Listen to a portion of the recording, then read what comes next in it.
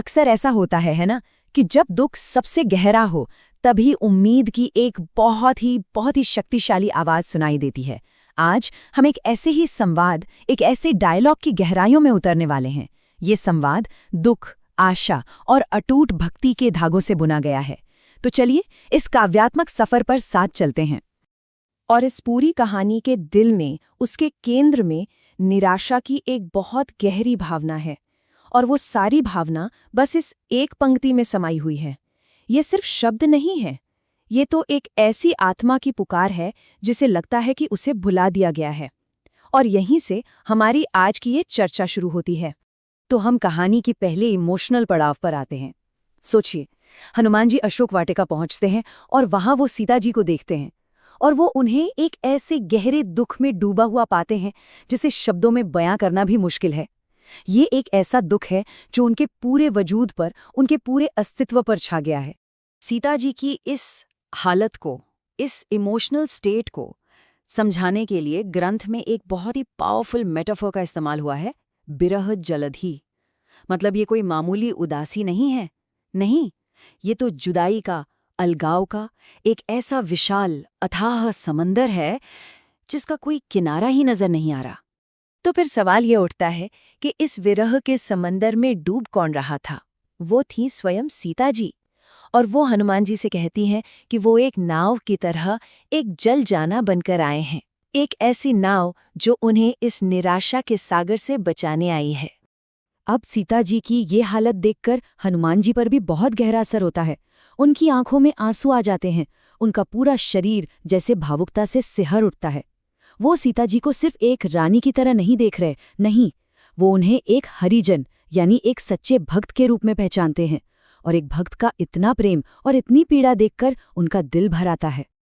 और अब कहानी उस मोड़ पर आती है जहां सीता जी का सारा दुख सवालों की शक्ल में बाहर आता है। पर यह सिर्फ सवाल नहीं है, बिल्कुल नहीं। ये तो एक ऐसे दिल की चीख है, एक ऐसी पुकार है जिसे लग रहा है कि उसे पूरी तरह से भुला दिया गया है। उनका पहला सवाल, और शायद सबसे दिल को छू लेने वाला सवाल यही है। ये सवाल उनके सबसे बड़े डर को सामने लाता है कि कहीं उन्हें भुला तो नहीं दिया गया। वो पूछती हैं, क्या रघुकुल के स्वामी, क्या श्रीराम मुझे कभी याद भी करते हैं? क्या इतने फासले, इतने वक्त के बाद वो अभी भी उनकी यादों में हैं? और यहाँ देखिए, सीता जी राम के उस कोमल स्वभाव को, उनके कोमलचित कृपाल रूप को याद करती हैं और फिर उसे अपनी आज की हालत से कंपेयर करती हैं। वो बस ये समझ नहीं पा रही कि जो स्वभाव से इतने दयालु, इतने कृपालु हैं, वो इतने निष्ठुर, इतने कठोर कैसे हो गए। उनकी जो तड़प है वो सिर्फ रेस्क्यू के लिए नहीं है कि कोई आए और उन्हें बचा ले, नहीं, ये तो अपने प्रिय के सिर्फ एक दर्शन की, एक झलक की, एक बहुत ही सरल सुकून देने वाली इच्छा है। वो बस उनके उस शाम कोमल रूप को देखकर अपनी आंखों को ठंडक पहुंचाना चाहती हैं। सोचिए उनके प्रेम की गहराई कितनी होगी। और अपने इन सवालों के आखिर में सीता जी इमोशन से इतनी भर जाती हैं कि उनके शब्द भी उनका साथ छोड़ देते हैं। उनकी आंखें आंसुओं से भर जाती हैं और फिर वो वही एक बात दोहराती हैं जो हमने बिल्कुल शुरू में सुनी थी, हाय, मेरे स्वामी ने तो मुझे पूरी तरह से भुला दिया है। यहां उनका दुख अपने चरम पर पहुंच जाता है।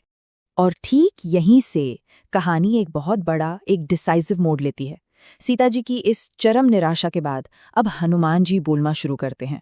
और कैसे? मृदु बचन बनीता, यानी बहुत ही विनम्र और कोमल शब्दों में। और उनके ये शब्द उम्मीद की पहली किरण की तरह हैं। हनुमान जी के रीअश्योरेंस का, उनके आश्वासन का जो कोर लॉजिक है वो ये है कि सीता जी का दर्द सिर्फ उनका अपना नहीं है। वो ये साफ करते हैं कि उनकी ये पीड़ा, उनका ये दुख श्री राम भी पूरी तरह से महसूस कर रहे हैं, उसे शेयर कर रहे हैं। तो ये है हनुमान जी के आश्वासन का पहला हिस्सा, जो सीधा सीधा सीता जी की उस भावना को काटता है कि उन्हें भुला दिया गया है। वो कहते हैं, तव दुख दुखी सुकृपा निकेता, मतलब जो कृपा के सागर हैं, स्वयं प्रभु, वो आपके दुख में दुखी हैं। सीधी सी बात है, आपकी पीड़ा राम की पीड़ा है। इसके बाद हनुमान जी एक बहुत ही कोमल, बहुत ही प्यारी बात कहते हैं। वो सीता जी से कहते हैं, जनी जननी मानहु जिया ऊना, मतलब हे माता, आप अपने मन को छोटा मत कीजिए, अपने दुख में खुद को कम मत समझिए। ये सिर्फ दिलासा नहीं है, ये तो उनके सेल्फ वर्थ को, उनके आत्मसम्मान को फिर से जगाने की कोशिश है।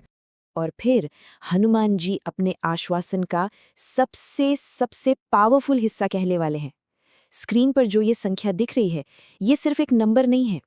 नहीं, ये एक बहुत गहरे सच का प्रतीक है। और वो सच ये है, हनुमान जी कहते हैं, तुम ते प्रेमु राम के दूना। यानी आप जितना प्रेम राम से करती हैं, राम आपसे उसका 2 गुना प्रेम करते हैं। सोचिए जरा, ये कितना बड़ा दावा है।